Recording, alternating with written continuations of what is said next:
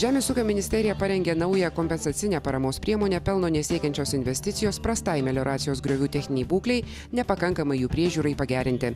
Melioracijos griovių tvarkymui 2012-2013 metais numatoma skirti daugiau kaip 20 milijonų litų. Didžiausia paramos suma vienam pareiškėjui 50 000 litų. Paramos intensyvumas 100%.